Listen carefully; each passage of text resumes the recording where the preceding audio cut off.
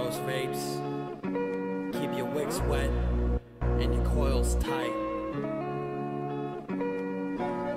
If you're looking for new flavors and all about the clouds, bro, filling up a clear road, we're dripping on the sub-ohm. Reviews for the juice while Trav and Josh host, view it on YouTube and prepare for overdose. Is it obsolete? As you may or may not know, vaping technology is like, advancing so rapidly. Flying. It like makes computer technology look like the turtle. Yep. In the turtle in the hair race. Like a turtle on Xanax, no doubt. You know what I mean? So like even 2 years ago, the technology that me and Josh were using was like fucking Stone Age technology. We might as well have been hitting rocks together to try to vape. You know what I mean? I just bought my sister the Ego 1, the all-in-one, the AIO. AIO, yeah. And she's vaping, and I'm like, if we could have just started here. I mean, there's colors, it's fucking... And you're chucking fucking clouds. fat fucking sub-vape, dude. Yeah. I'm like, damn, this is where it's at. Beginners that are just starting, lucky motherfuckers. There is no mouth to lung anymore, you know, thank God. And so, so what are some things that Unless you want a mouth to lung. And then you go T18, baby. But even those, check the review. Yeah, T18, that's on a whole other level. Yeah. So what are some things that are obsolete? Okay, what do we got here? We got the E-Leaf. I don't even know the E-Leaf BCC Mega. It's pink. I'll show you guys in the up close section here. We're gonna say that is obsolete. This is obsolete. This is like a 2 ohm. It has like a 2 ohm coil in it. It is a clear miser. It's got the little fucking wick, little wick strands that come down. Oh yeah, and it has to feed up to the foot. Exactly. Oh yeah. This has. Because you could always trust those. This has no airflow. Ooh, listen to that. That's tight butthole. There's no redeeming qualities to this. It is obsolete. Yeah. Okay. And when it came out, it was trying to push something. You know what I mean? It was probably a little better than the one before. Maybe not. Maybe not. Maybe it was just a flunk. Who knows? But here, yeah, but they were. This was like the standard. And well, so, that was like the EVOD, probably like the one step above the EVOD. And the it EVOD worked actually. And it was like this was like the fancy EVOD. The new EVOD. I got it from Beyond Vape. Right. It was like $30. Right. It was supposed to be like the hot shit. The right? hot shit. It is without a doubt obsolete. It looks hot shit though. Okay, so next we got the Cyclone. Sounds exciting. What? Right? The Cyclone, goddamn. What do you call these things again? That's a fucking cyclone tank. No, I know it's a cyclone tank, but it's a certain type of tank where you use the mesh. Oh yeah, Genesis. Okay, so it's a Genesis style Jenny, atomizer. bro, Jenny. We've seen a resurgence in Jenny style drip tanks. We don't know why. But they don't use it's because they work now. I know, I don't like them though. Well, the Theorem is like a drip tank, Jenny style. Okay, but that's just Don't talk about it like that's an argument for a different day. But this one relied on literally you wrapped up a piece of fucking yeah, those were crazy. Stainless steel mesh. Remember Homeboy at Emerald? Yes. Would have his shit all like, yeah, finally got it fucking tuned in. We're like, Jesus Christ. You had to wrap a coil around stainless steel. And you'd get like 4 mesh. hits and then have to re-fuck with it. We're like, hell no. And you got really terrible airflow. This is actually, I drilled this out. Right. It was like at like less than 1 millimeter airflow holes. This is obsolete. If you're using this, there's no reason to use it. You don't get a good vape. It's really complicated. It's obsolete. There's cheaper, better alternatives out there. Yep. Okay, so what's not obsolete?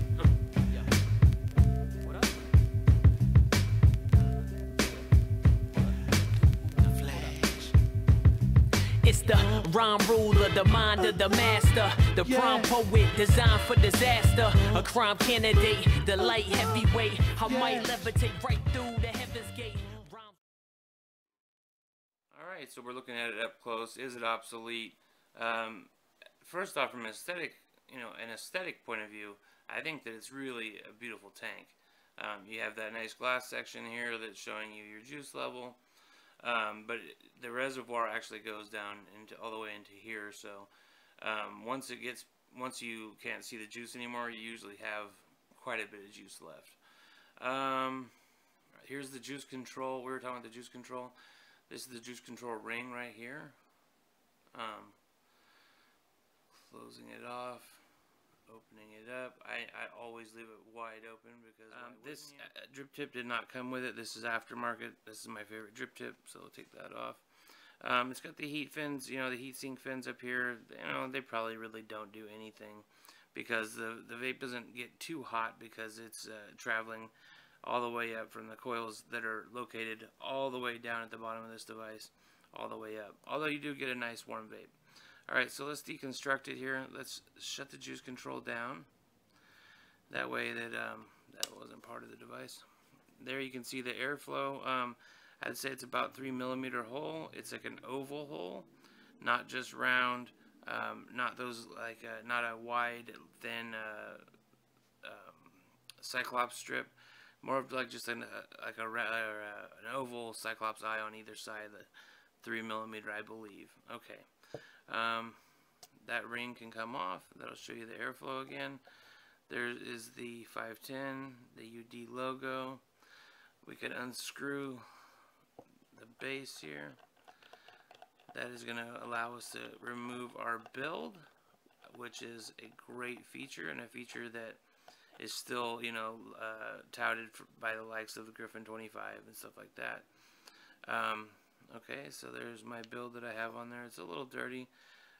These are Phys Claptons, 5 wraps. You can see the wicks are just barely touching the deck there. That's how I found it to be the best. Keeps it from, you know, you get it all the way down there, so it keeps it from flooding, but not so much wick that you're getting dry hits. This seems to be the perfect wicking job for this. Okay, so there's the deck, and it's, you know what, it's a nice big deck. It's a 2-post system. I've had no problem getting any builds in there, because with a tank of this size, with this kind of airflow, you really don't want anything, probably don't want anything heavier than like a Phys Clapton build, which is pretty heavy and which does provide a great amount of vapor and flavor. Okay, so there's the airflow. Let's close it off. See, or I mean the juice control. Close it off. So now I can sit the tank down. You know, like a way I can work on my device. I don't have to sit it upside down and worry about it leaking or anything. This for sure isn't going to leak. There it is. This for sure isn't going to leak because I've closed off the juice control. So that is one cool part about the juice control, is that this is now like a self-contained unit. I can store it while I work on my build, while I change my cotton. I like that a lot. It holds quite a bit of juice. I believe it's 5 mils. I don't have the specs right in front of me. This is supposed to be a quick video just about if it's obsolete, so I didn't really do like a lot of research and looking up the stats, but they're available. You can go look. Okay, so let's put it back together. We got to make sure that we open the juice flow back open after we get it all together. Okay, so it's really as easy as that. I mean, there's only a few pieces that you need to worry about when building. So we'll do that. Put our deck back on. Slide on our airflow control ring. Where's that little thing at? We'll sit it on that. I mean, we're back ready to vape, and we're back ready to vape some major clouds, because this thing is a beast and it does put off major clouds if built right. And UD has a history of putting out a lot of tanks. God damn, I love UD tanks. UD tanks, they have, I mean, like once every 3 months they come out with a new tank. You call me a fanboy. You are a fanboy, but so am I. Okay, so they have they came out with like the Bellis. They sure did. They came out with like the Goliath. They came out with the Goblin. What was the other weird sounding name?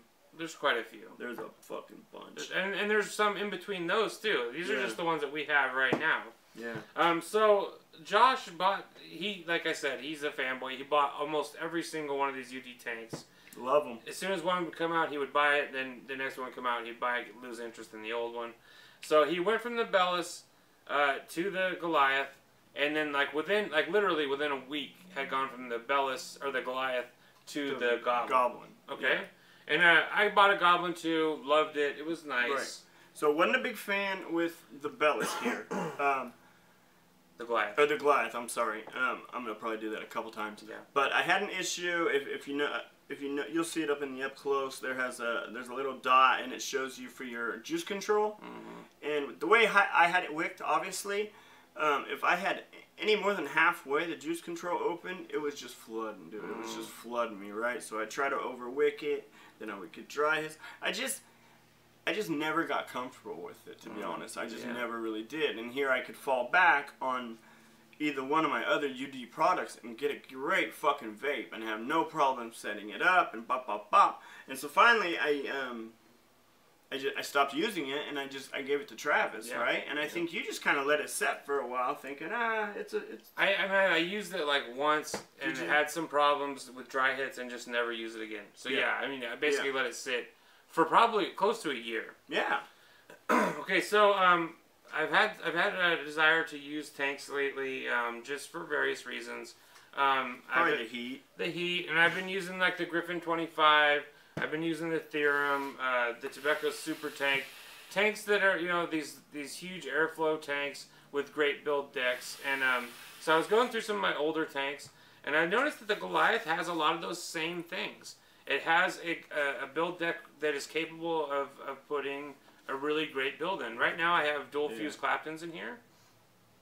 The juice control, I find unnecessary. It's like the weak link here. I wish they would have skipped it. They should have skipped it, but I leave mine. Just like the what is it? The Goblin, where it's just open, and then you have your wicking there, and it takes in what it can. It takes whatever liquid it can, and so all of your whole fucking tank of liquid is sitting on that cotton, which I love. So because you're never gonna have any problem with it not wicking.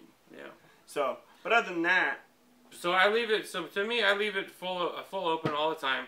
It looks like it doesn't have great airflow. I mean, if you look at it just like on the shelf, you probably would be like, I mean, that's like a fraction of something like it's got great airflow. Like the Griffin, but it actually has great airflow. Yeah. This is deceiving. It's very deceiving. It's very deceiving. It's very deceiving. Okay, so other things that are great about it is you can actually take the build out without emptying the tank. I love which is great. I love that.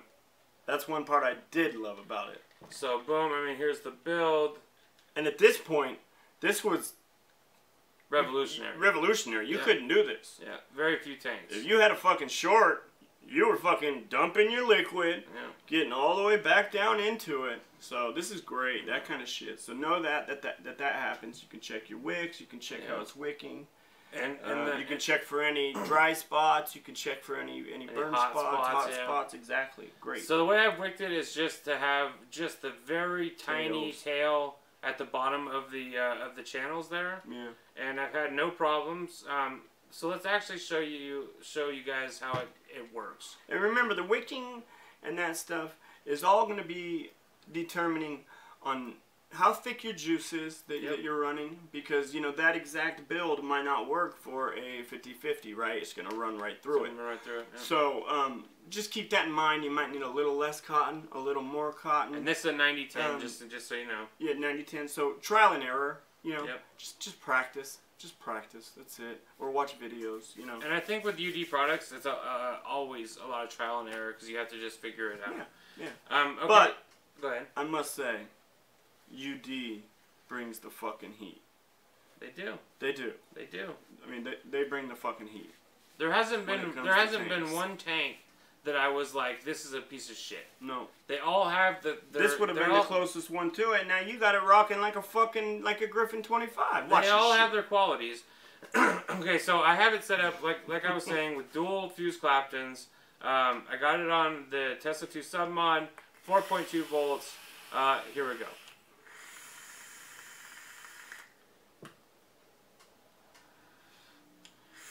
Clouds, bro. Clouds, bro. And that's chain vaping. You don't have to stop. That's fucking beautiful. Nothing wrong with that. Shit.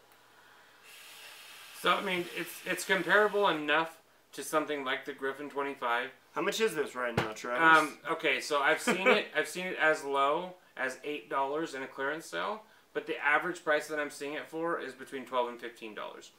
It's a steal. It's a fucking steal. It's a fucking steal. So is it obsolete? Absolutely not. If it's built the right way, if you use the right coils, the right juice, the right cotton bacon, which I think works better than any other cotton. And when it comes and to if tanks, you get one and you have a couple little questions, shoot us a fucking line. Shoot me a question, yeah, man. Yeah. I'm totally down to help you get this operating the way that I have it operating, because it's glorious, dude.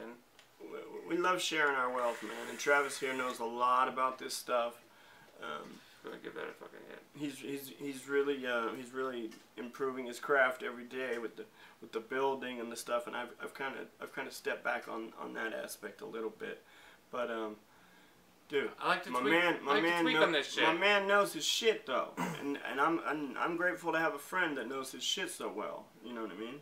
And Josh, with all honesty, Josh is the juice guy.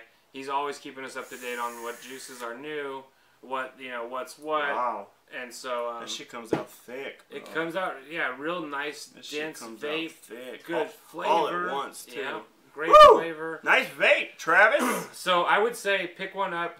If you're a tank guy, pick one up for sure. It's a must-have. Gotta buy it. Oh yeah, I want my Goliath. You want your glass back? I want my Goliath back. Yeah. I would buy one because they're only like fucking $12. I'm fucking with you, man. But I am excited because I'm getting my Griffin 25 back today. Yep, he is. Yibbity.